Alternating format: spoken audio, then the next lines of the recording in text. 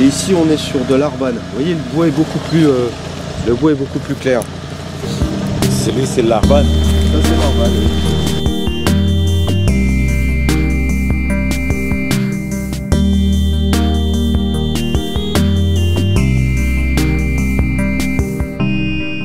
Ce qu'on a voulu faire, c'est replanter l'intégralité, c'est-à-dire les 7 cépages qui sont autorisés en Champagne pour élaborer le vin de Champagne.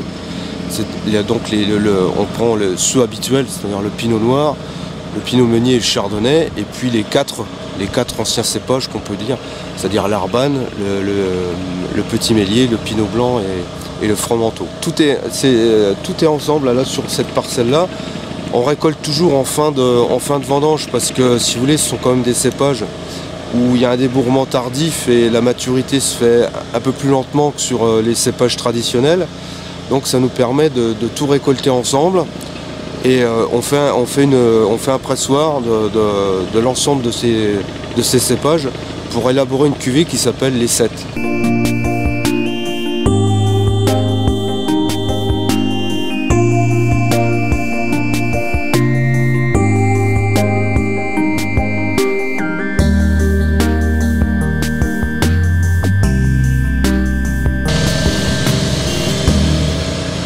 Tous les vieux cépages sont ici. Oui, voilà. Tout est rassemblé sur la même parcelle. Dans la réglementation champenoise, c'est-à-dire il est bien précisé que vous ne pouvez, vous ne pouvez planter ces vieux cépages, donc, je me répète, l'arbane, petit mélier, pinot blanc, fromenteau, vous ne pouvez les planter que si vous arrachez une parcelle de vigne déjà plantée. Voilà. De la même variété? Non, pas de la même variété, mais par exemple si vous avez de chardonnay. De chardonnay ou de pinot noir ou de pinot meunier, vous arrachez votre parcelle et là vous dites moi je souhaite replanter à la place soit de l'arbane, soit du petit mélier, du fromenteau. Ah, ouais. Voilà.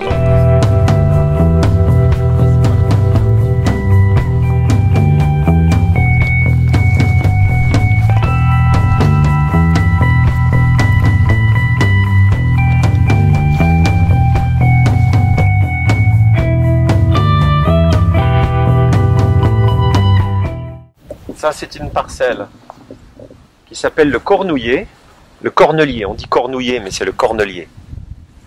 Et là, il y a l'arbane. Et là, le petit mélier. Alors, c'est l'hiver, bien sûr.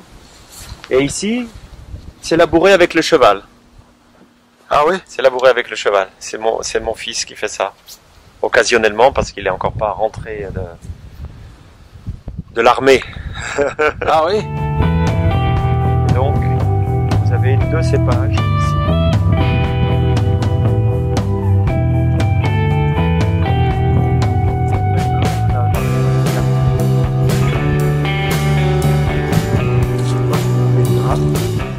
Et vous voyez que les rameaux sont assez fins. C'est un cépage qui est un peu maigre, qui est très austère, qui est un peu cistercien. C'est la plus difficile de travailler, c'est l'arbane. Oui, oui. Et en plus, il est assez fragile parce que quand les rameaux poussent de façon horizontale. Ah ouais. Et quand on passe dans la vigne, on casse le rameau parce que souvent c'est le rameau qui porte le raisin, qui est plus lourd. Et alors ça casse. Donc c'est encore une perte de récolte. Et là, donc, on voit la différence de bois. Hein. Ici, le petit mélier, le bois est plus blond, oui, plus jaune, plus cuivré. Et ici, l'arbane, le bois est un petit peu plus rouge. Mais ce sont des cépages blancs.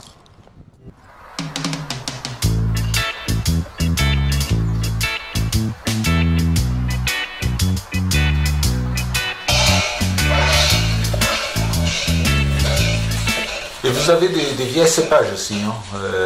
Oui. Des ancestrales. Oui. J'ai du pinot blanc dans ce que je disais dans l'Aube, dans le sud de la Champagne. Et ce que je disais aussi tout à l'heure, c'est que dans les très vieilles vignes, en fait, il y a une multitude de vieux cépages, en fait. Ah, il y a de vieux cépages? Oui. Les gens qui font en blanc de blanc, par exemple, Oui. pour avoir des cépages ancestrales dedans. Bah, si c'est des blancs, oui. Si c'est des vieux cépages blancs, Oui, la plupart c'est blanc. on peut faire des blancs de blanc. La petit mélier c'est blanc. Timélier, c'est blanc. Arbonne c'est blanc. Arban, c'est blanc.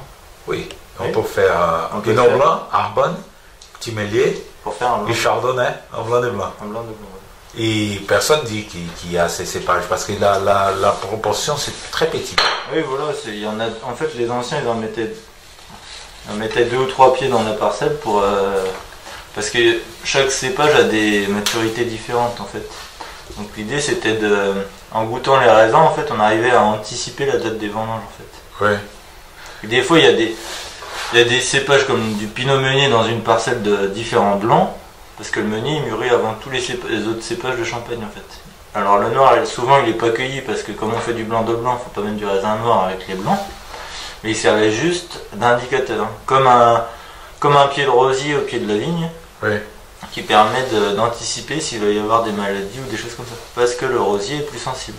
Les cépages ancestrales, les premières à faire en cuvée avec ces cépages, ça a été Moutard.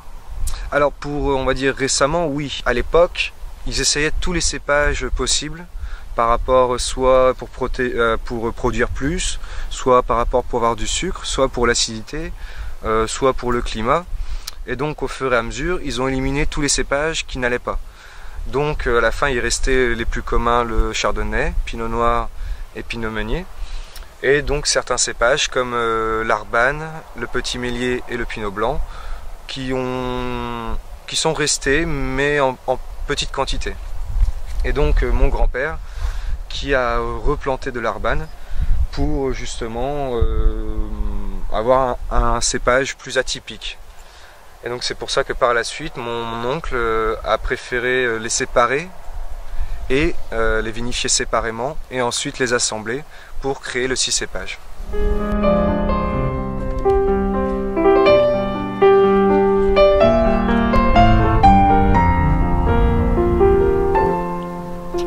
Alors par rapport à la thématique des anciens cépages, donc ici si on reprend toute la Champagne, là c'est une carte en relief de la Champagne, donc avec Épernay, Reims, le village de Guy, là où on est aujourd'hui. Quand on suit la rivière, il y a Paris qui est là, et donc le département plus au sud, où on a l'Aube. Donc partout où c'est du vert, c'est de la vigne. Voilà, autour de la montagne de Reims, Côte des Blancs, vallée de la Marne, Côte des Bars. Tout ça, ça fait 35 000 hectares de vignes de raisin. Et sur les 35 000, tu as à peu près 100 hectares qui sont les vieux cépages. Et dans ces vieux cépages-là, ici, tu as presque, donc dans le sud, tu as presque 80 hectares de pinot blanc. Et donc les 20 hectares restants, Arbane, Petit Meunier et Fromenteau ou le pinot gris, bah, c'est un peu là-bas et c'est un peu ici.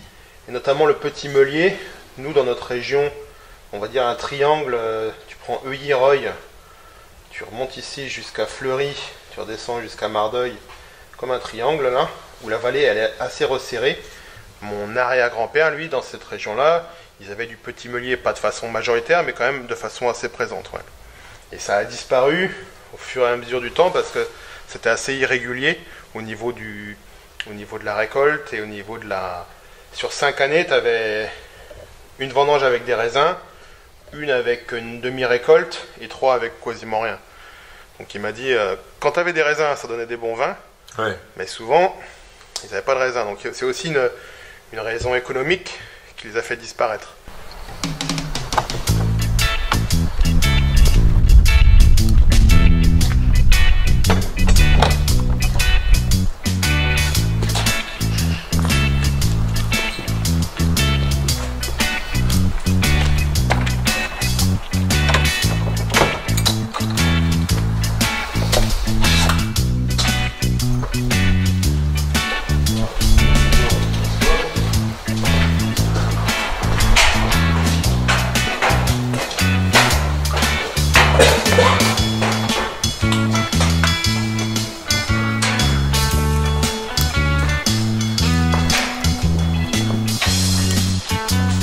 Voilà, ça ici sont ce qu'on appelle les pressoirs traditionnels champenois. Donc Où là on va charger 4000 kg de raisin, ce sont des pressoirs de 4000 kg de raisin.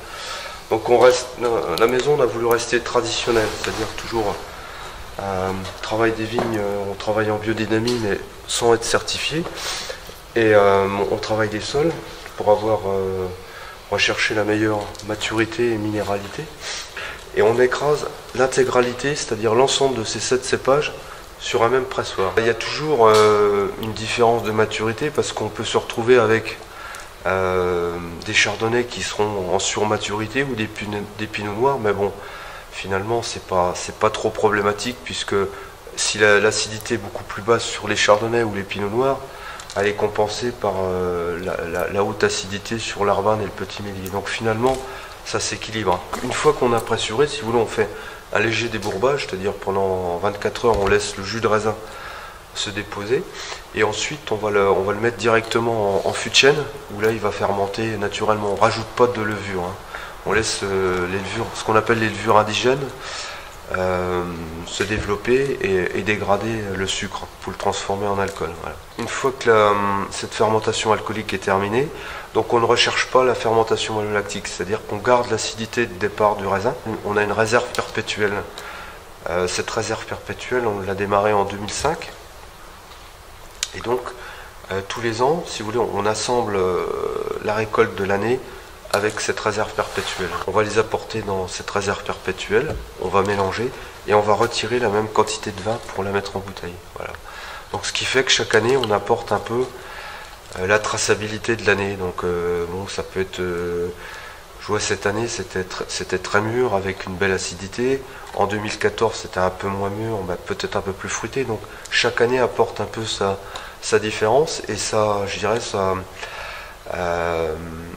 ça embellit, ça apporte un plus à cette Solera ou cette réserve perpétuelle, ce qui fera que d'ici une vingtaine ou une trentaine d'années, on aura quelque chose vraiment de magnifique, quoi.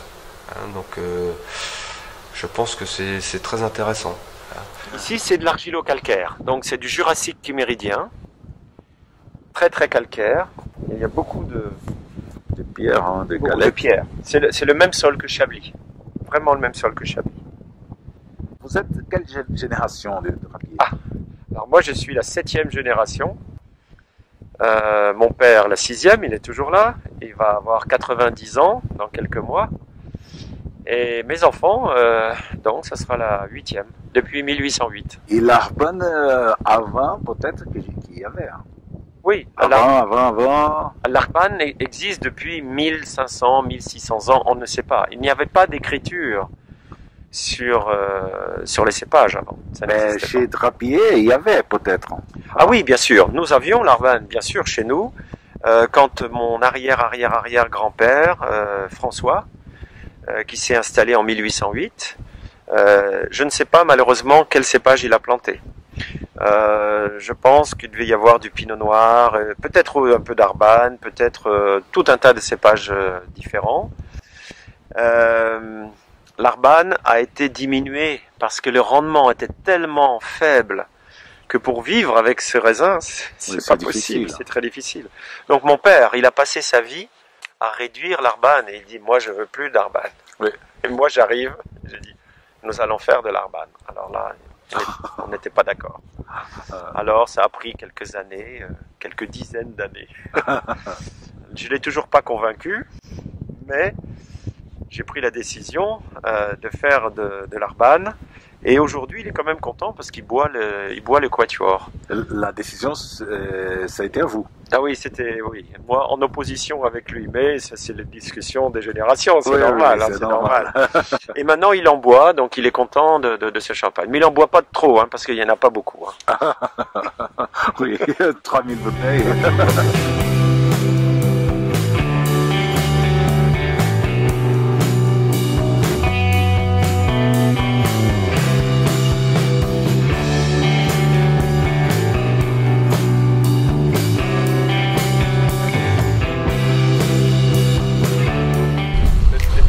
Encore un peu de raisin sur les hauteurs. Ça c'est du petit meulier. Je sais pas si ça se goûte encore, on peut goûter, voir. Ça c'est les entrecœurs.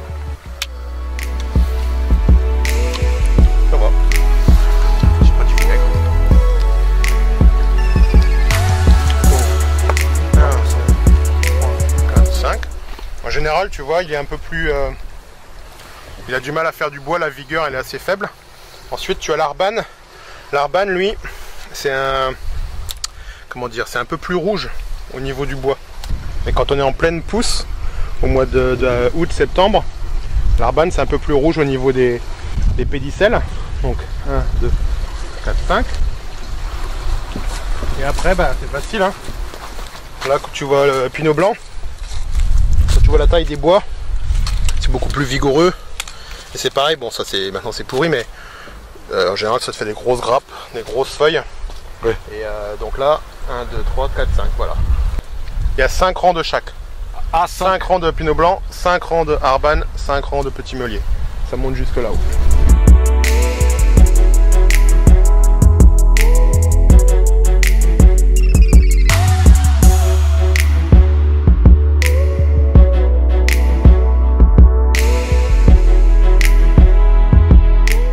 Tu vois, il y a les cailloux là-bas, un peu. Oui. Ben c'est là-bas. Là-haut, c'est très sableux. Là c'est d'autres... C'est des chardonnays, oui. mais en pied franc, quoi. Ah, un pied franc. Ouais.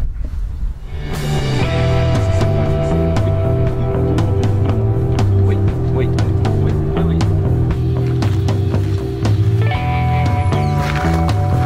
Voilà. La roche Charles de Gaulle. Pour l'oïdium, parce que quand l'oïdium touche les feuilles, après il faut traiter la vigne. Un botaniste qui s'appelle Delbar à Lyon. Et sa passion, c'est de créer des roses, des hybrides de roses spéciales pour des personnalités comme Catherine Deneuve. Et ça, c'est la rose Charles de Gaulle. Ah ouais. Elle n'est pas très jolie, comme de Gaulle. Comme Catherine Deneuve peut-être. Ah oui, Catherine Deneuve, elle est beaucoup plus jolie, la rose. Et la rose de Gaulle, elle n'est pas très jolie, elle est un peu grande, un peu raide, un peu difficile à manipuler, un peu comme le personnage. Super. Mais elle est très utile parce qu'elle nous aide à vérifier les attaques de maladies sur les feuilles de rosier avant de traiter la vigne.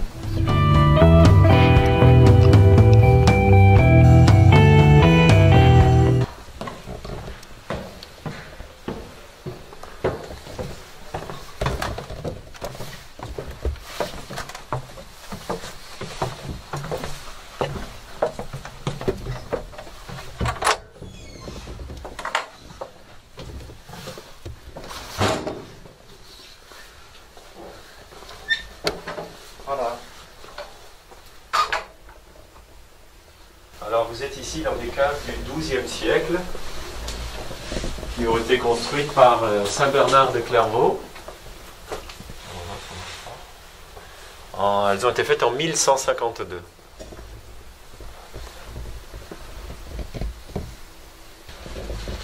Voilà, ici c'est donc la grande cendrée qui vieillit ici.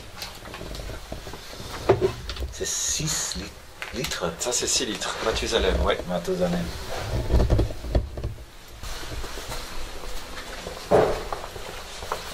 Ça c'est l'escalier qu'utilisait Saint Bernard au XIIe siècle. Et ça apporte trop d'air chaud en été, alors on a bouché avec des bouteilles parce qu'ici on connaît que ça. Des millésimes anciens qui vieillissent tranquillement. Ancien, 1990. Ça c'est 90, ouais. Voilà, ici les caves du XIIe siècle s'arrêtent ici. Parce que les moines n'avaient pas prévu que le champagne prendrait cette extension importante, ils ont fait des petites caves.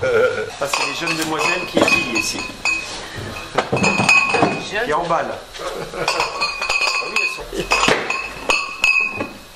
C'est pour la France là. Donc ça c'est les liqueurs d'expédition qu'on utilise pour... Ah là c'est les liqueurs. Liqueurs d'expédition.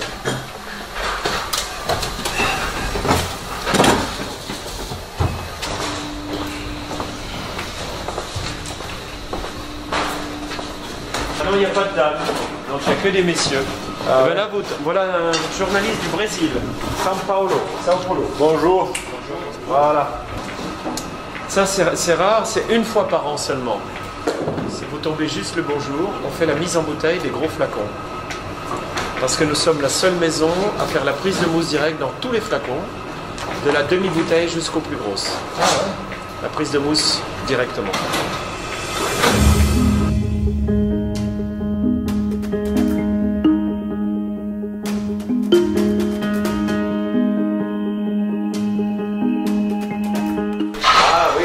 a vraiment la seule œuf en Champagne. T'as un seau. Ouais.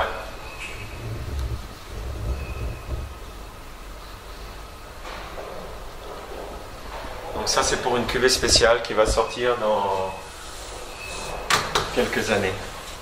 Il faut attendre encore 3 ou 4 ans. Donc c'est... Mais il y a déjà du vin dedans? Oui, oui, plusieurs fois. On a déjà fait plusieurs fois. Et oui, oui, c'est la maturation, la fermentation malolactique et le vieillissement sur les lies fines qui est absolument idéal dans ce contenant. Ouais.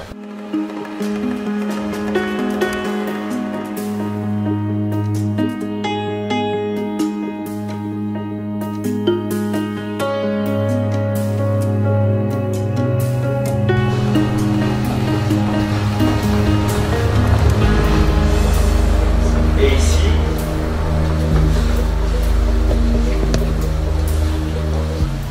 voilà, ça c'est les liqueurs. Je trouve que c'est sombre un petit peu. Les liqueurs d'expédition. C'est un peu sombre, hein, mais autant que ça chauffe peut-être. Donc on laisse vieillir les liqueurs pendant 15 à 25 ans. Dans ces cuves, on chaîne du limousin. 15 à 25 ans. Ouais.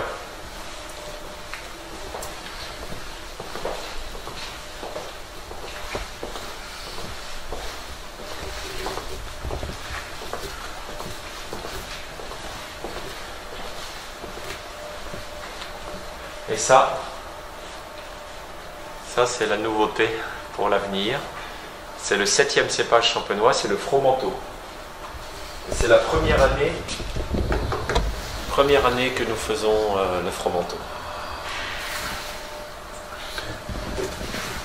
Les Fromenteaux, c'est la Pinot Gris. Oui, c'est ça.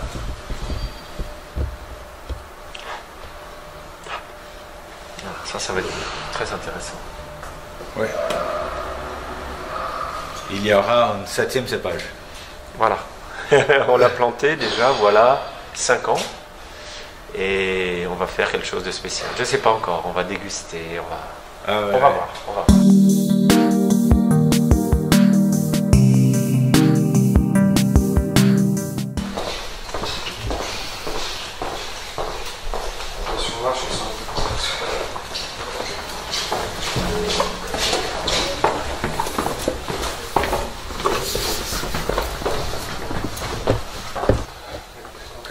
Ici nous sommes sur l'un des premiers bâtiments utilisés par mon grand-père. Donc mon grand-père qui a commencé très jeune à reprendre le domaine de son arrière-grand-père et donc qui a développé l'entreprise. Puis par la suite mon oncle, ma mère et ma tante qui ont pérennisé l'entreprise. Et donc maintenant nous sommes arrivés à un niveau d'exploitation de vieux cépages pour l'Arban, qui est l'un des très anciens cépages champenois, et avec ce cépage nous faisons le 6 cépages. Donc c'est-à-dire que nous prenons tous les cépages autorisés en Champagne. Donc par ici. Donc bien sûr dans cette cuverie, comme vous pouvez voir, nous avons du ratafia. Donc du ratafia c'est du jus qui sera mélangé avec de l'alcool. Donc ça c'est plus ce côté on va dire liquoreux. Et donc par la suite, par ici.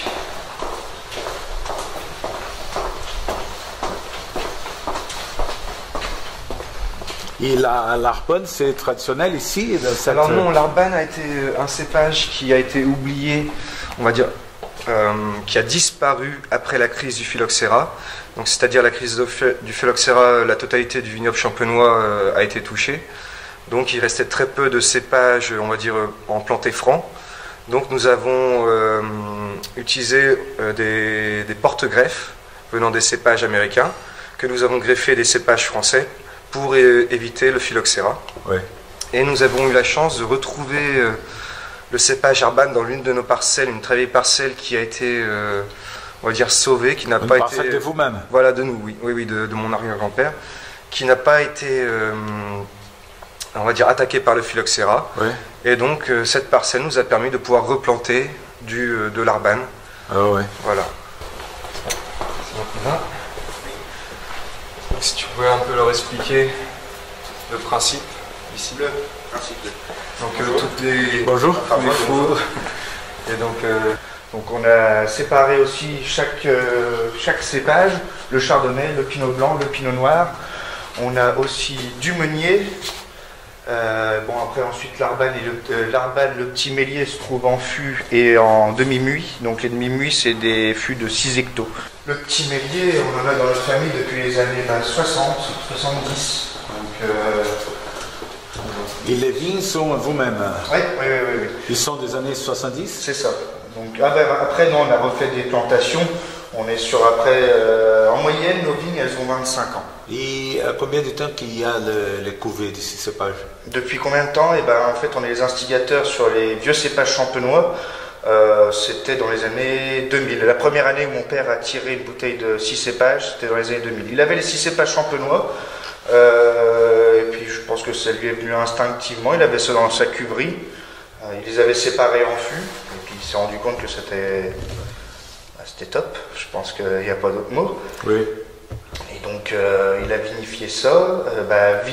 Donc, comme vous pouvez voir, vinifié séparément. Chaque cépage va être vinifié et élevé séparément en fût. Et l'idée de faire les cuvées de ces cépages, ça a été de votre père? Oui. Bon, là, il n'est pas présent, mais ouais, c'était l'idée de mon père. Moi j'étais encore un peu jeune. En 2000, j'avais 14 ans. Donc encore un peu jeune pour... Il y a aussi la cuvée Arbane 100%. Oui, la vieille Arbane. Je peux vous la montrer. Elle est juste ici. Voilà, on a été assez rapide pour la vendange. Voilà. Vieille Arbane. Mais les vignes sont vieilles, c'est pour ça? C'est ça. C'est des parcelles qui ont été plantées dans les années 50 par mon grand-père. Ah ouais? Voilà. Il y a combien d'hectares? On n'a même pas 23 arts en vieille vigne. Et puis c'est unique en Champagne. On est les seuls. Ah ouais? Pour la vieille vigne Arbane, on est les seuls. Elle restera? Elle restera. Ah oui, maintenant qu'on la vinifie à part, là ça représente à peine 1000 bouteilles par an.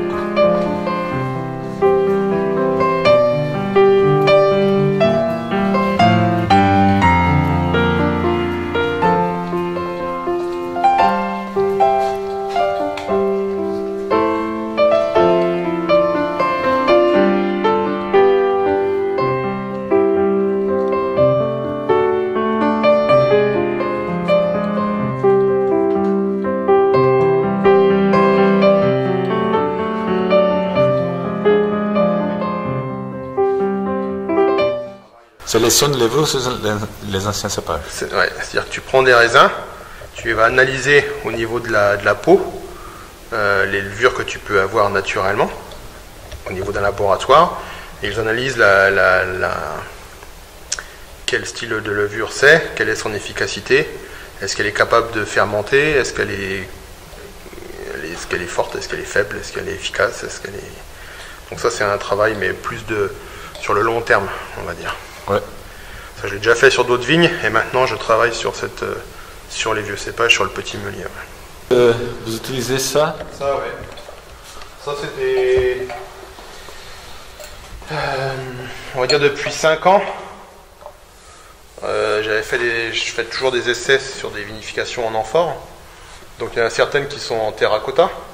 Ouais. Et celles-ci, elles sont en grès. C'est du quartz et silice. C'est des sables et du quartz. Donc c'est un peu plus dur.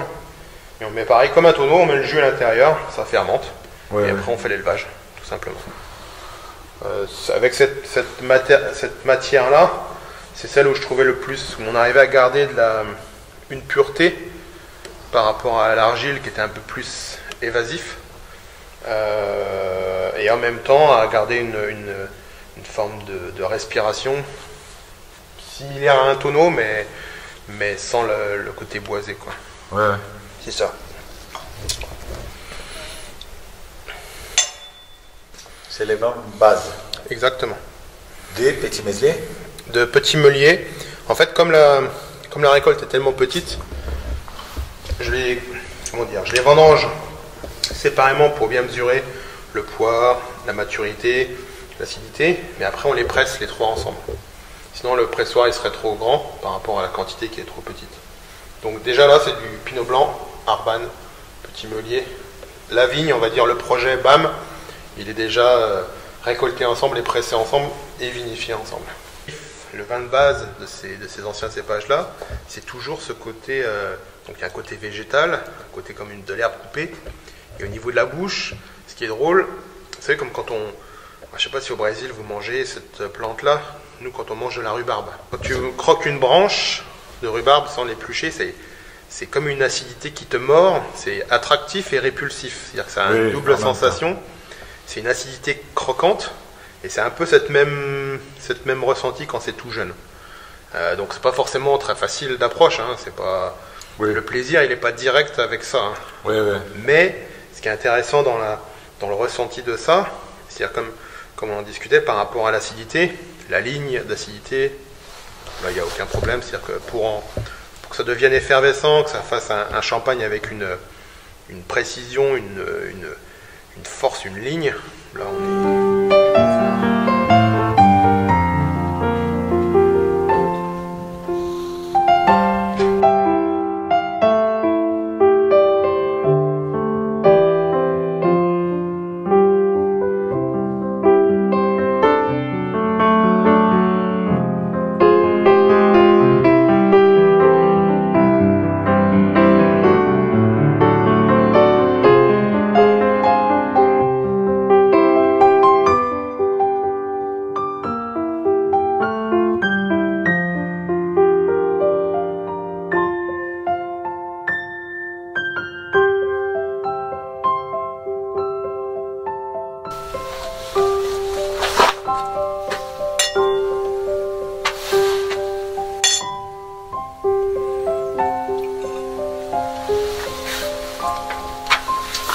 Donc bon, chez nous, Tarlan, moi je vinifie donc là, de 2 tiers, près de 70% en tonneau.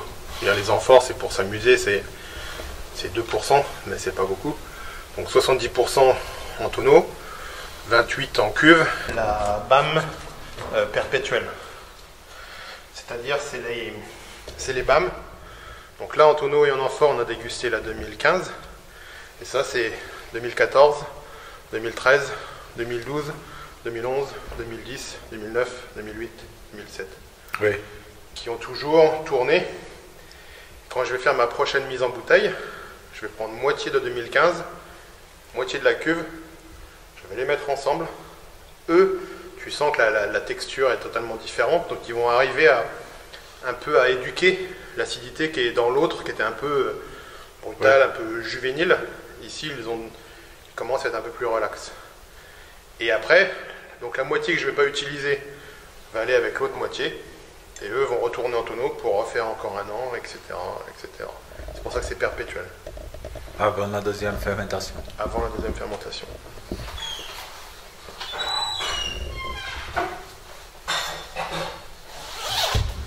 L'histoire du nom, c'est né d'un terme technique pour nous, pour reconnaître les origines de différentes variétés. Et après, quand j'ai goûté les vins qui avaient une telle explosivité, une telle force, je me suis dit peut-être que le nom il est tout trouvé entre BAM, l'abréviation Pinot Blanc, le A de Arban et le M de Petit Meulier. J'ai juste ajouté un point d'exclamation pour dire attention à l'acidité, ça peut être un peu brutal. Exactement. Grande Cendrée, donc c'est un champagne de terroir, jurassique méridien supérieur, un Crayot tout à fait calcaire, vinifié en partie en foudre. Ça c'est la version rosée, 92% Pinot Noir, 8% Chardonnay pour la petite touche de fraîcheur et alléger la couleur. Donc ça c'est cultivé en bio, biologique, C4. Le Quatuor, qui est le blanc de 4 blancs, Arban, Petit Mélier, Blanc Vrai et Chardonnay. Blanc vrai. Alors le Blanc Vrai, c'est le nom champenois du Pinot Blanc. Et les cépages anciennes, cet intérêt du fer en cuvée avec ces cépages, ça a été... comment s'est passé ça? Alors d'abord, l'Arban est un cépage qui est originaire de l'arrondissement de Bar-sur-Aube, ici, dans la Côte des Bars. Donc c'est un devoir humain, un devoir de citoyen de préserver le patrimoine, comme une vieille chapelle que l'on va restaurer. Alors peut-être c'est pas très confortable, une vieille maison, les murs sont épais, sont humides, mais ça a beaucoup de charme. Oui. Donc l'Arban n'est pas forcément le cépage le plus expressif, le plus puissant, mais il a cette définition tout à fait particulière, avec cette élégance, et cette élégance, il fallait la conserver. C'était dommage de l'abandonner. Oui. Donc, un devoir de conservation de ce patrimoine, et ensuite la curiosité de voir ce que ce vieux cépage, qui n'a pas été vinifié de façon moderne depuis des générations, pouvait donner aujourd'hui, avec le réchauffement climatique qui lui permet de mûrir beaucoup mieux qu'avant, et aussi la technique d'aujourd'hui qui permet d'extraire la finesse. Ils sont des 4 blancs du chardonnay. Et ce sont des 4 blancs. Donc le petit Mélier est aussi un cépage blanc qu'on retrouve en Champagne, dans la vallée de la Marne, qu'on le retrouve dans l'ensemble de la Champagne. Très rare aussi, c'est un cépage qui est un peu plus pinot gris, il a un petit côté un peu cuivré. C'est un cépage très intéressant qui a des notes parfois un petit peu de sauvignon. Mais c'est un cépage complètement champenois qu'on trouve nulle part ailleurs. Et puis le blanc vrai, ça c'est un cépage plus classique, qui est le cousin du pinot blanc qu'on trouve en Alsace, mais qui est champenois, et qu'on en trouve beaucoup dans la Côte des Bar, beaucoup dans la région de Bar-sur-Seine. Et nous avons toujours eu environ 3 hectares de pinot blanc vrai. Donc on a décidé de les mettre avec un peu de chardonnay, parce que le chardonnay c'est évidemment l'emblème du cépage blanc champenois, et de faire un blanc de 4 blancs avec les 4 cépages blancs de Champagne. Voilà, donc ce qui est très intéressant, c'est qu'on a une diversité de goût, et c'est, je dirais, ça apporte, surtout l'Arban et le petit Mélier apportent beaucoup d'acidité. Et je pense que bon, on est en plein dedans, hein, puisque il y a la grande réunion aujourd'hui sur le climat. Je dirais qu'en Champagne, on se rend compte depuis une vingtaine d'années qu'on a gagné à peu près une dizaine ou une quinzaine de jours de précocité pour les vendanges. Donc on rentre des raisins qui sont de plus en plus mûrs, mais peut-être après avec un peu moins d'acidité. Et je pense que ces cépages-là, entre autres l'Arban et le petit Mélier, pourront peut-être être plantés davantage en Champagne dans les 30-50 prochaines années, justement pour apporter cette acidité qu'on retrouvera moins dans les cépages traditionnels comme le chardonnay, pinot noir ou pinot meunier. Donc, avec le réchauffement global. Avec le réchauffement global. Bon, maintenant, on ne sait pas comment va évoluer le climat, mais pour l'instant, je pense que c'est très intéressant. Alors une particularité, c'est quand à la vendange, quand on vient, moi je fais toujours des dégustations de baies pour connaître vraiment si la maturité du raisin est optimum, hein, la maturité phénolique. Et quand on goûte l'Arban, donc ces pieds-là ici, c'est tellement acide que ça vous prend les gencives, tellement c'est très acide, très citronné. Et le petit Mélier aussi, là, qui se trouve sur ce côté-là, lui il apporte plutôt le côté, je dirais un peu, une belle acidité, mais aussi de la complexité avec des arômes, je dirais, d'un peu de fruits exotiques. Hein. Et donc je pense que tout ça c'est vraiment intéressant à retravailler. Le petit Mélier, pardon. Et donc bon, c'est ce qui est resté après la vendange, hein, c'est ce qui est ressorti, ce qu'on appelle la deuxième sortie de raisin, qui est pas du tout qualitative. Hein. Mais les grappes en général, ça donne des grappes, des petites boulottes. Hein. C'est pas des grosses grappes comme le chardonnay ou voir le pinot noir ou le pinot blanc. Ça donne des petites grappes et dont la peau est très dure. Et la maturité se ferait très très lentement. C'est pour ça qu'on vendange toujours vraiment tardivement, en fin de vendange, pour avoir la meilleure qualité pour ces raisins. La biodynamie en Champagne, elle a grandi les dernières années. Ah, ces dernières années, ça s'accroît la biodynamie. Parce que il y a eu, pour pas citer certains domaines, mais il y a une prise de confiance en fait. Parce que la biodynamie en fait, ça a été créé par Rudolf Steiner avant la Seconde Guerre mondiale. Et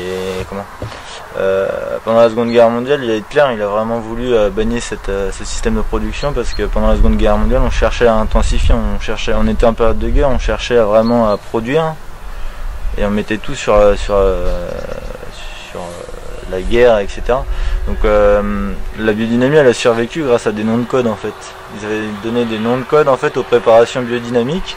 C'est pour ça qu'aujourd'hui on a des noms de code 500, 501, etc. Ça paraît bizarre mais en fait ça correspond à des préparations qui étaient conseillées par Rudolf Steiner.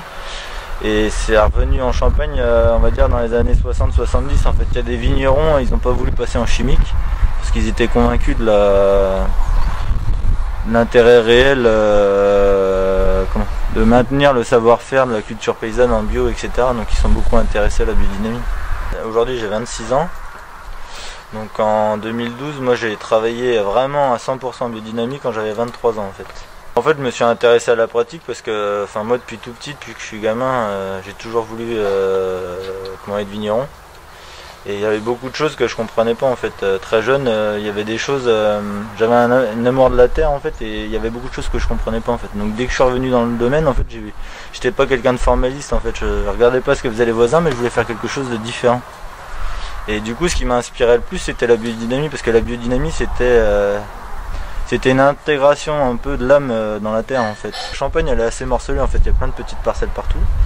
Et si on se dit il y a une petite parcelle quelque part entourée de personnes qui sont en chimique, en fait l'intérêt c'est de faire grandir ces parcelles là. Donc c'est persuader le voisinage ou persuader d'autres vignerons aux alentours pour intégrer cette cause en fait de la biodiversité.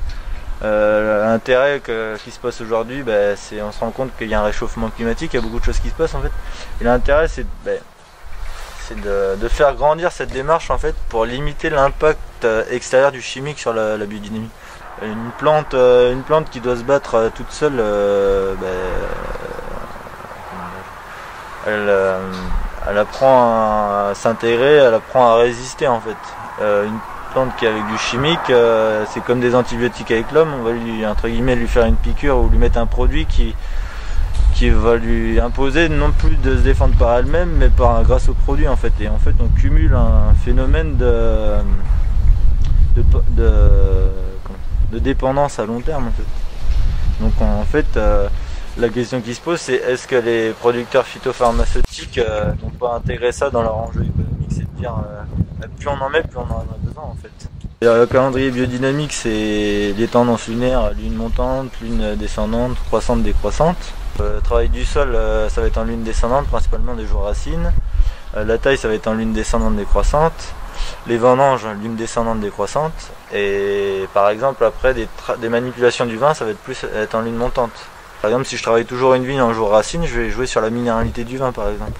Ouais. Si c'est toujours en fruits sur des arômes de fruits, en fleurs sur des arômes floraux, le consommateur saura exactement ce qui est mis. Donc c'est-à-dire ça sera plus des codes alimentaires ou des choses comme ça, on devrait être transparent. Et la plus belle des transparences c'est de dire je mets rien de chimique en fait. Oui, c'est vrai. Et on peut voir aussi dans les cas de figure de la santé, un exemple très concret que je ne devrais pas dire, mais si on regarde le producteur de produits chimiques en agricole et le producteur de médicaments, c'est les mêmes. Alors ce que cherche le producteur chimique en quelque sorte, c'est indirectement de rendre un peu les gens malades, mais pas de trop pour revendre des médicaments par la suite en fait. Oui. C'est vous qui avez l'idée de faire de revenir ces cépages? Oui, on avait l'Arbanne dans nos vignobles. Le petit mélier, j'en entendais parler par mon père, donc on était en recherché dans la vallée de la Marne. Et puis on a replanté des petits méliers en 96 ou 17. Et en 2000, on a fait 6 cépages. Le pinot blanc, on en avait encore. Le pinot blanc, dans cette région, il y a... Ouais. Historiquement, il y a beaucoup de pinot blanc. Moi, il n'y a pas que dans cette région, il y a disparu de la Champagne, mais il y en avait aussi dans la Côte des Blancs. Petit Mélier, par exemple, Arbanne, sont des cépages de Champagne.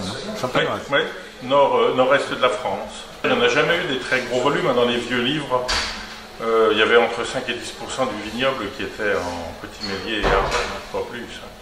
Mes arrière-grands-parents, les années 1900, avaient de l'Arbanne, du Petit Mélier et beaucoup d'autres cépages.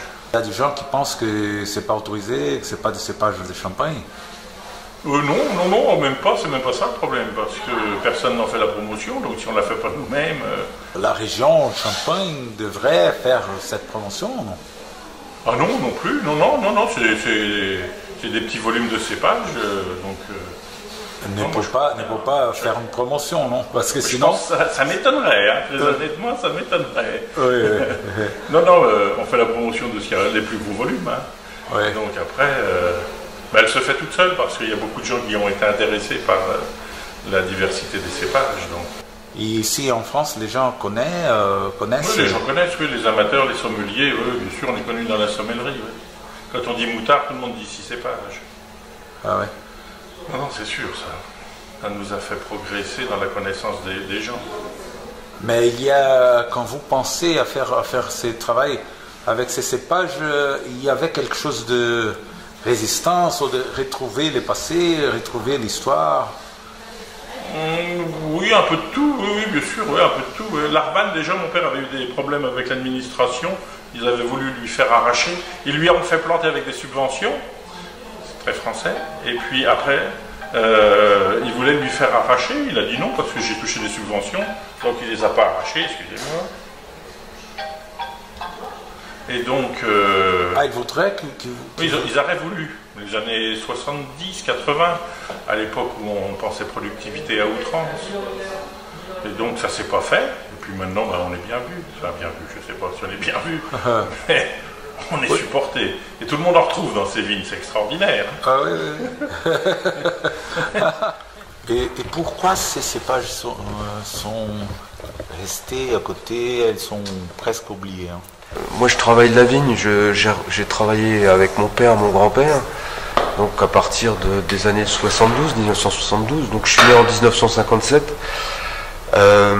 Franchement là je pense que c'était les vignerons les ont arrachés, parce que d'une part on était quand même sur un climat qui était beaucoup plus froid, avec des vendanges. Moi je me souviens mes premières vendanges dans les années 73-74, c'était des vendanges où on vendangeait plus facilement au mois d'octobre qu'au mois de septembre. Donc finalement l'ensoleillement était beaucoup plus faible, on avait des maturités qui étaient moins importantes que maintenant. Et donc je pense que ces cépages-là, comme l'Arbanne ou le Petit Meunier entre autres, c'était des cépages où la maturité se faisait très mal et puis il y avait des très fortes acidités. Donc pour élaborer des vins de champagne, c'était pas évident. Donc je pense que ça a été aussi une raison, que ça a été arraché, les parcelles ont été arrachées.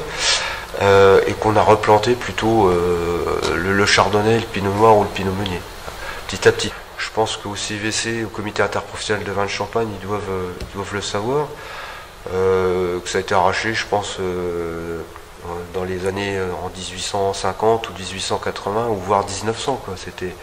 C'était arraché, voilà, parce qu'on ne souhaitait plus les travailler. Il y avait aussi un phénomène de rendement, hein, parce que l'Arbanne, on fait quand même que des petites récoltes, c'est pas un cépage qui produit beaucoup de raisins. Maintenant, la nature donne une réponse, non? Parce que avec le réchauffement global... Je pense qu'aussi, on le voit chaque année, puisque là, si vous voulez, moi, depuis que j'ai commencé à travailler la vigne, donc mes premières vendanges c'était 72, donc j'ai connu, dans la période 1900-2000, j'ai connu une fois les vendanges au mois d'août, c'est-à-dire en 1976. Et là, depuis 2000 jusqu'à maintenant, 2015, la dernière vendange, j'ai connu 3 fois des vendanges au mois d'août. Donc c'est quand même significatif qu'on a gagné, on a un réchauffement climatique, et puis qu'on a gagné en maturité. Je pense qu'on a gagné entre 10 et 15 jours d'avance pour les vendanges. Et donc je pense que ces cépages-là, le fait de les avoir... replanter, il n'y a pas que nous, hein. Il y a beaucoup de vignerons, entre autres dans l'Aube il y a la famille Moutard, il y a la famille Aubry dans la Marne, il y a Benoît Tarlan aussi qui en fait, je pense, et puis il y a d'autres vignerons qui se mettent un petit peu à replanter ces cépages-là pour faire des essais. Et nous, dernièrement, il y a 2 ans, on a planté une parcelle de 22 arts uniquement Petit Mélier. Le CIVC est en train, puisqu'ils ont un vignoble expérimental, ils sont en train justement de travailler peut-être sur ces cépages-là, de les replanter et de voir la façon dont on peut aborder les 50 prochaines années au niveau de la Champagne. Les cépages ancestrales, elles sont presque disparues. Pourquoi? On ne va pas dire qu'elles ont disparu, mais presque, parce que c'était des cépages beaucoup plus sensibles aux maladies et qui étaient beaucoup plus pénibles à travailler en fait. Donc il y a eu un tri naturel qui s'est fait lors des arrachages entre l'arrachage et la replantation en fait. Et vous êtes les responsables pour les vents de Varize, l'Armandier, non? Depuis quand? Responsable non, enfin c'est moi le fils qui travaille les vignes dans le domaine, on va dire, depuis 2009. Et j'ai passé le domaine en biodynamie depuis 2012. 2009, vous aviez combien? En 2009, j'avais 20 ans. 20 ans. Voilà. Et vous décidez de faire de biodynamie. et votre mère a dit oui, il faut faire. Ça a été plus compliqué que ça, parce que je suis rentré en 2009 et j'ai réussi à commencer à en faire en 2012. Mais entre 2009 et 2012, j'ai commencé progressivement à changer les choses déjà. Et ça a été assez brut, enfin assez radical. La 6e génération, c'est ça? C'est ça, 6e génération. 6e génération, un garçon de 20 ans a changé tout ce que... a changé pour biodynamie. C'est ça. À 20 ans. À 20 ans. Et ça marche. Hein? On essaye.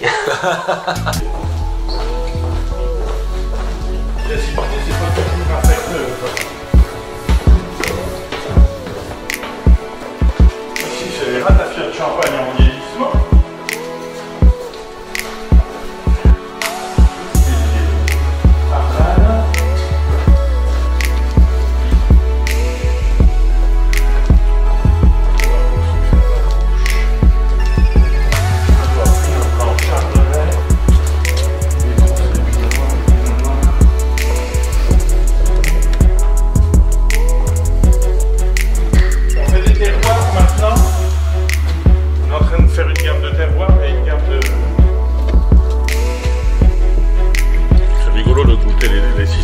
Vinifié par les mêmes pros.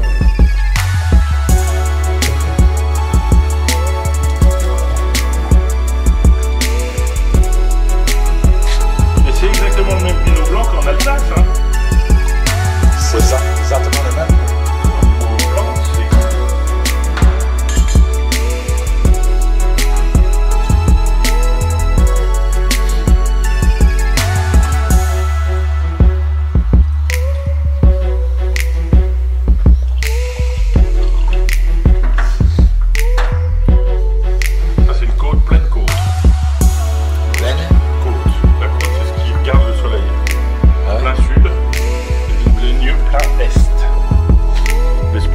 donne une variante.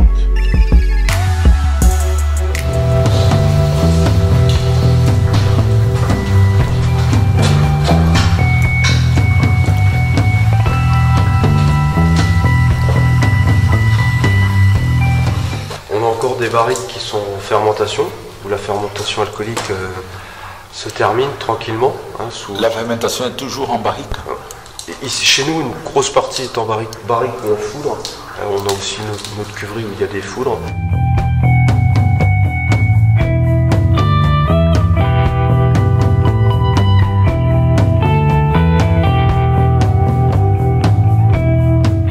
C'est toute cette rangée ici où on a les vieux cépages qui sont la cuvée des 7 qui fermente cette barrique. Les fermentations se sont terminées il n'y a pas longtemps.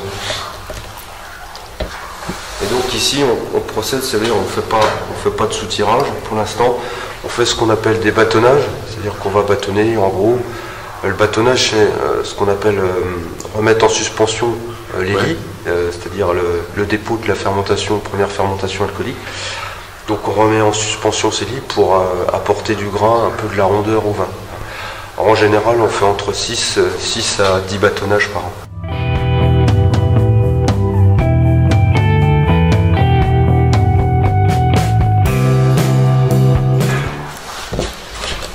Allez ici, c'est ces barriques-là ici, voilà qu'on peut voir. C'est une Solera. C'est composé ici, il y a des vins de la récolte 2005 jusqu'à 2014 actuellement. Alors, c'est écrit si vous voulez, vous pouvez.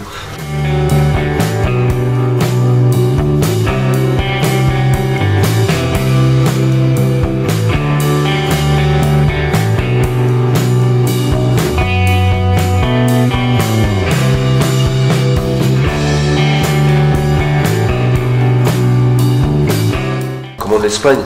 Moi je dirais plutôt on appelle ça réserve perpétuelle puisque bon, bien sûr on remplit les barriques. Les barriques plus bas avec les vents plus nouveaux. Non, c'est-à-dire que là on a 8 barriques qui contiennent des vins de 2005 à 2014. Donc au printemps on va remettre les 11 barriques qu'on a récoltées de 2005.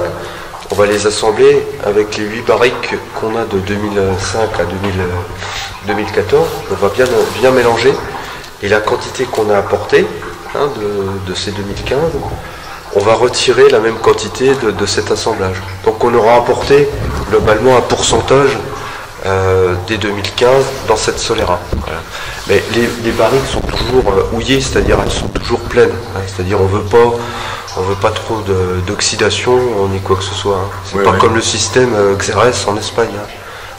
On dit qu'on appelle ça plutôt une réserve perpétuelle, qui s'enrichit d'année en année de la qualité, la complexité de l'année récoltée. Ce sont des levures qui sont sélectionnées, qui sont... C'est impossible une levure sauvage dans la prise de... C'est très compliqué. Pour l'instant, on fait la prise de mousse avec des levures sélectionnées qui ont été sélectionnées. Ces levures-là, elles ont été sélectionnées chez un vigneron qui travaille en biodynamie depuis une trentaine d'années, qui s'appelle Le Domaine Fleuri, qui est dans l'eau. Ah ouais. Donc ils ont les techniciens, les œnologues ont sélectionné cette levure. Qui s'appelle Canon, qui s'appelle la quartz, et qu'on peut acheter si vous voulez, et qu'on développe pour la prise de mousse.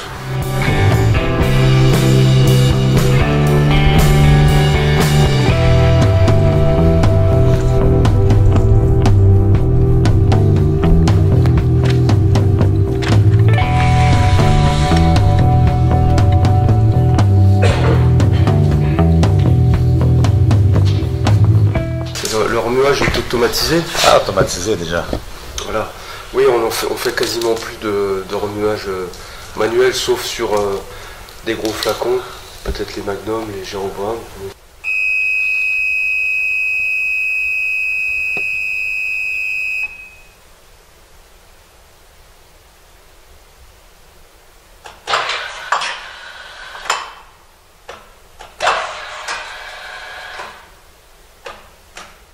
On a vécu toute l'après-guerre, quoi. Et ça a été difficile l'après-guerre. Ah oui, mais il a fallu refaire le vignoble et puis redémarrer à zéro. Ah oui. Parce que, oui, il fallait... La deuxième guerre. Oui, il fallait... la deuxième guerre, oui, 40. Et puis, bon... Ça a tout terminé. C'était pas facile. Premièrement, on n'avait pas les moyens. Ah oui. Hein, et puis, il fallait travailler, quoi. Ah oui. Mais on avait justement là des Espagnols, des Portugais, au conseil d'administration dont j'ai fait partie là à Épernay. On m'a dit tu vas faire du vin espagnol ou portugais. Alors j'ai fait partie de ceux qui ont arrangé les choses. Oui, qui a travaillé beaucoup. Hein. Parce qu'à l'école primaire supérieure, j'ai appris à faire du théâtre. Et j'ai des pièces avec beaucoup d'humour. Ah ouais. Et où j'arrivais à détendre les gens qui étaient un peu coincés. Parce que vous savez, c'est pas toujours facile. Oui. Mais enfin, on a redémarré à zéro. C'était un plaisir de travailler. Et puis j'avais justement, quand on parle de portugais, j'avais un portugais que je considérais un peu comme mon fils Mario, qui est décédé d'une crise cardiaque, voilà quelques années, qui était formidable. Ah oui. J'ai pleuré sur sa tombe comme si c'était mon fils. On avait des Espagnols portugais et des Portugais. Pour aider à refaire tout qui la guerre a fait perdre. Oui. Ah ben, des Français, ça n'existait pas. Et qu'est-ce que vous pensez de Michel a fait de nouveau ces anciennes cépages Lui, c'est un chercheur, c'est un scientifique. Ah oui. Ah oui, il est merveilleux, quoi. Ah oui. Hein, c'est un bon fils en plus. Hein, et puis, il faudrait en avoir 2 ou 3 comme ça. Ah oui, c'est facile, hein, 2 ou 3 comme Michel. Ah oui, c'est vrai. Ah, bah, puis, surtout qu'il a très bien travaillé à l'école. Ça lui a permis d'entrer en relation avec une clientèle étrangère énorme, parce qu'on travaille à 70% à l'exportation. Hein. Alors pourquoi? C'est parce qu'il plaît, puis on parle beaucoup de lui, même au syndicat général.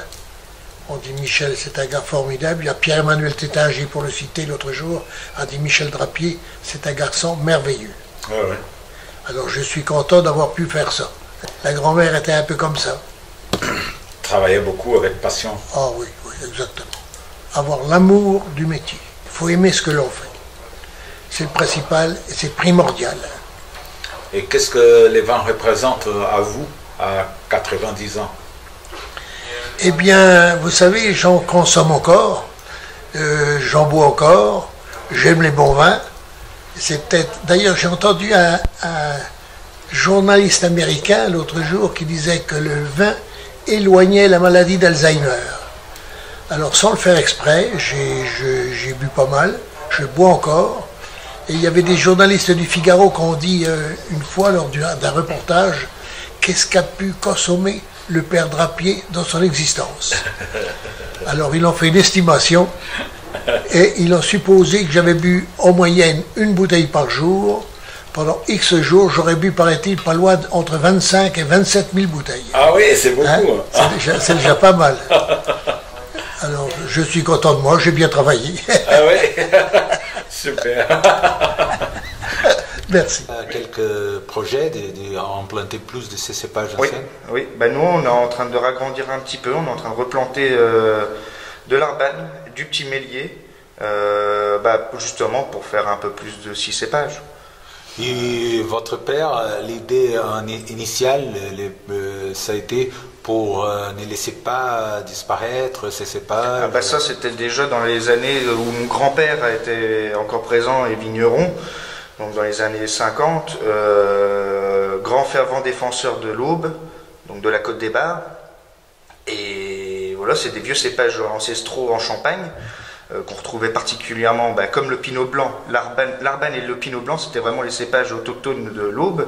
Et c'est à partir de là qu'on a voulu les garder. Bon, après, il y a eu toute une suite. Il y avait plus de cépages à l'époque. On peut imaginer qu'il y a l'histoire, mettons, il y a une centaine, il n'y a pas une centaine d'années, mais mon arrière-arrière-grand-père, on pouvait compter une dizaine de cépages, une quinzaine, il y avait beaucoup d'essais, mais après au fur et à mesure, ils ont rétréci aux 3 cépages principaux que tout le monde connaît, le chardonnay, le pinot noir et le pinot meunier. Mais avant, il y avait énormément d'essais, il y avait eu, il y a des traces, on a des traces écrites de mon arrière-grand-père, où il y avait du chasselas, il y avait du gamay, il y avait... Chasselas? Oui, il y avait beaucoup d'essais, hein, ils n'avaient pas trop le choix à l'époque. Hein. Nous avons planté 2 nouvelles parcelles d'Arbane et de Petit Mélier sur un haut de coteau, ce qui va nous permettre d'accroître un peu la production, mais ce ne sera jamais spectaculaire. Nous allons peut-être passer de 3 000 à 4 ou 5 000 bouteilles. Oui. Mais ça ne pourra jamais être plus important parce que les rendements, en plus de l'Arbane, sont tout petits. Mais les cépages anciens ne vont pas mourir, hein? Non, alors ça c'est sûr. Maintenant, ils sont préservés, ils sont dans le conservatoire du domaine de la maison et nous allons les garder. Et les greffons servent aussi également à d'autres professionnels en Champagne qui viennent les chercher parce que nous avons la chance d'avoir la véritable Arbane authentique qui a été répertoriée au 19e siècle comme un cépage champenois unique. On utilise finalement des cépages extrêmement anciens qui sont du Moyen-Âge, probablement même des Romains. On pense que c'est les Romains qui l'ont apporté ici au IIIe siècle. On n'en a pas la preuve parce que ce cépage n'existe nulle part ailleurs dans le monde. On a fait des recherches, c'est un orphelin. Aujourd'hui, avec l'ADN, on connaît le papa, la maman de tel ou tel cépage. Et l'Arbane, il n'y a pas de papa, pas de maman. Il est complètement unique en son genre. Cette parcelle, c'est le nouvel Arbane, mais qui n'est pas encore prêt, qui n'est pas encore à fruit. C'est une parcelle nouvelle d'Arbane. Voilà, une nouvelle parcelle d'Arbane. Et donc, à côté, comme vous pouvez voir, nous avons préparé le sol pour en replanter l'année prochaine.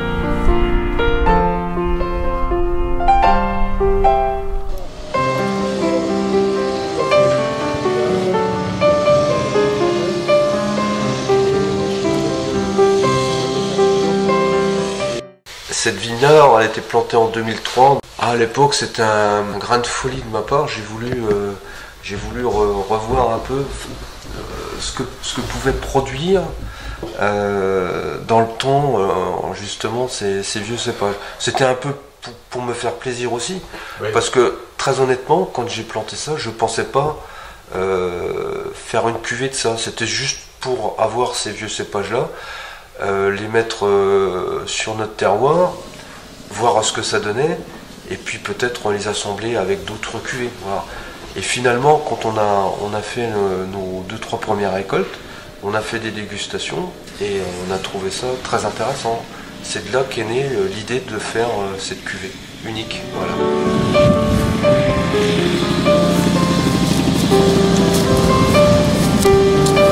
Donc ici, ça commence ici, on a les vieux cépages ici.